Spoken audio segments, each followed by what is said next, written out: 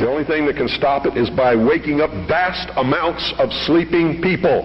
Sheeple is what they are. They are following the Judas goat right into the shearing pins, and from there they will go to the slaughter, and they will not know that anything is wrong until they smell the blood of the sheeple in front of them. And we should flood this nation with information. Not rumor, not opinion, not bullshit. Documented fact. Everything you print must be documented. If it's not, eventually people will stop reading your newsletter or your newspaper, because all they have to do is check out a few things and find out it's not true, and you're finished. You must publish only documented fact, and you must stay away from printing articles from people who will not document as fact what they put in their articles. That's why my broadcast scares the hell out of socialists.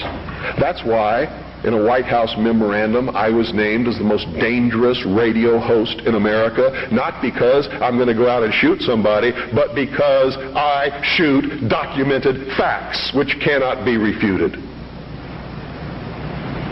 That's why. That's what's dangerous.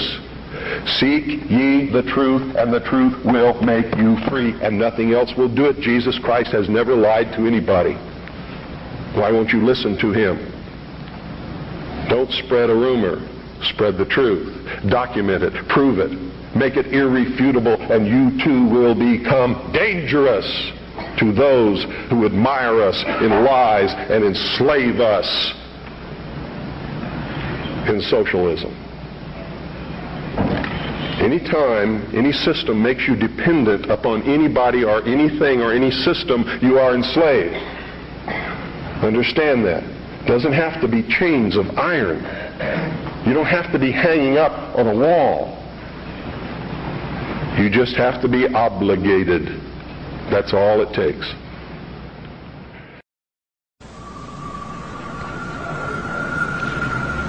Am I attacking the church? You better believe it. All churches, all organized religions that have existed since the beginning of the time. Am I attacking the religion of individuals? Never, not on your life. He wasn't trying to create a big church. He knew what happened to those things. And you're all wrong about that, man. When you say you shouldn't get angry, you shouldn't curse, you shouldn't do things that upset other people, because that's what Jesus spent his whole life doing. He threw the money changers out of the temple. Don't you think that made some people angry? Don't you think it was rude to walk up to somebody's place of business, smack them in the mouth, grab their table, and throw it out the door? What about the time he cursed the fig tree? You know, pious Christians sometimes make me very angry. They don't even know Christianity. They don't know the man they're following. He was a revolutionary. He was a dangerous man. And by God, so am I. And so should you be.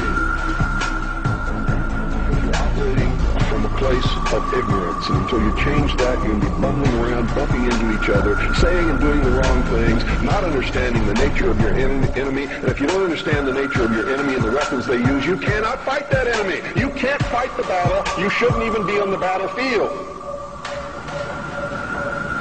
That's why you're losing the war.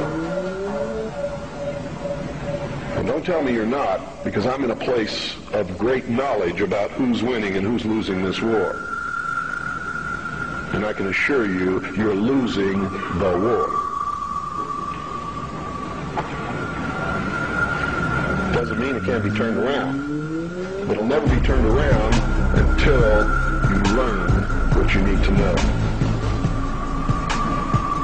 You don't even recognize half the weapons that they use against you.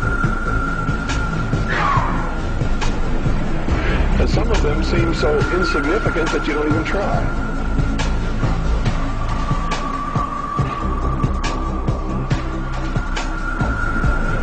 Every time any church gets control of government, the people suffer. It has always happened. That's why our founding fathers established a country where that was not supposed to happen, where everybody was free to worship at the altar of their choice. And if you think they were all of one mind, you better think again. How many religions of the Protestant group do you think existed in this country when our founding fathers put together the Constitution? Over 1,500 different groups, all claiming they were right, teaching a different dogma, quoting Scripture to justify what they said, and everybody else was going to hell. So don't give me this Christian nation bullshit, because that's what it is. This nation reflected Christian values because the people who made up the government in the early days were Christian. But none of them agreed with each other, and they still don't today. They very seldom ever have. What do you mean by Christian? Seventh-day Adventist? Branch Davidian?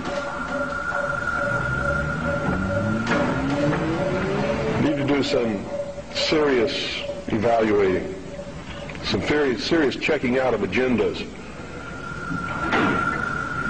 If you really want to take over the government and make it a theocracy, because I'm going to tell you exactly what's going to happen if you do that. You're going to burn people at the stake who disagree with you. And if that happens, I'm going to have to take up arms all over again. And so will many of you, because you're going to be persecuted. You see? Because whichever one controls the government, you're going to have to conform to that teaching, and if you don't believe in it, you're a heretic. Do you understand what I'm talking about? What is our common bond truly? Freedom. Freedom. Without freedom, you can't be a Christian no matter what denomination you belong to. It means you have to let other people be free, even if they disagree with you.